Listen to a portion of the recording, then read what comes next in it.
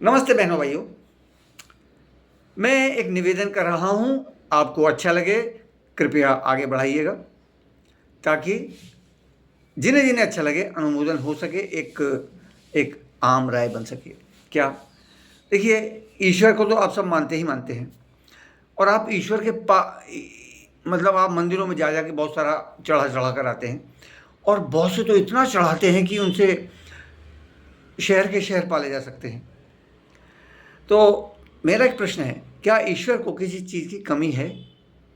क्या वो अभाव में है किसी भी प्रकार से? नहीं ना। दूसरे, हमारी मुद्रा, हमारा धन, सोना चांदी उसे चाहिए क्या?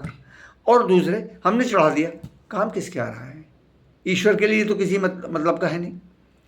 उसको सरकारें ले लेती हैं विभिन्न राज्यों की और उनको मनमाने ढंग से उनका उपयोग करती हैं। ऐसी भी जगह वो जाता है पैसा जो हमारे हितों के विरुद्ध काम करते हैं। तो क्या ये बुद्धिमत्ता नहीं है कि हम अपने इस धन को कहीं और भेजें? तो उसके लिए सबसे अच्छी जगह क्या है? जिस जगह से हमारे बच्चों का चरित्र निर्माण हो, हमारे देश का भविष्य निर्माण हो, साथ में आप पर और हम पर प्रेशर पड़ना बंद हो जाए, क्योंकि इस परिवार छोटे हो गए, क्योंकि बच्चे पढ़ाने में बड़ी मुश्किल हो रहे हैं, इतनी महंगी पढ़ाइयाँ हो रही हैं। दूसरी बात क्या है? रोज़गार भी सब व्यवस्था हो जाती है, योग्यता होनी चाहिए। इसके अलावा भी रोज़गार का साधन है, मैं यहाँ पर इसको नहीं लेना चाहूँगा। लेकिन अगर आप गुरुकुलों में दें, गुरुकुलों को जाया करिए ना, जो आप छुट्टियों में जाते हैं घूमने, आप गुरुकुलों को देखिए। हमारे प्राचीन ऋषि मुनि कैसे रहा करते थे और हम जो अतिशय सुख की कामना में अपने आप को और अपने शरीर को और अपने बच्चों के शरीर को बिल्कुल बेकार बनाए लिए जा रहे हैं, क्योंकि जितनी ज़्यादा सुख सुविधा के आदी हो जाएंगे, अभ्यस्त हो जाएंगे, वो हमें कठिनाई बिल्कुल भी सहन नहीं हो पाएगी और हम किसी भी चीज़ का मुकाबला नहीं कर सकेंगे। तो हमें मानसिक रूप से भी और शारीरिक रूप से भी मजबूत होना चाहिए।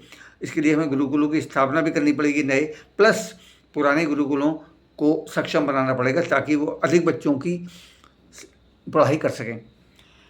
जिस समय हमारा देश बहुत समृद्ध था, उस समय पूरे देश में जितने गांव थे, कुछ ही गांवों को छोड़ के सब में गुरुकुल था, यानी कि प्रत्येक गांव पर एक गुरुकुल हुआ करता था जिसको समाज चलाया करता था दान दक्षिणा द्वारा। इसलिए समाज के ही लोगों द्वारा उसको चलाया जाता था और समाज ही के बच्चे ही उसमें पढ़ा करते थे, सब पढ़ा करते थे। ये दुष्प्रचार में मत आइए कि ऐसा होता था वैसा होता था, कुछ होता था, मैं ये भी नहीं कह रहा बिल्कुल नहीं होता था।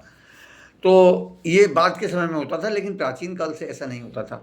तो गुरुकुलों में पढ़ाइए, चढ़ाइए और गुरुकुलों से पढ़ाने से ही कल्याण है।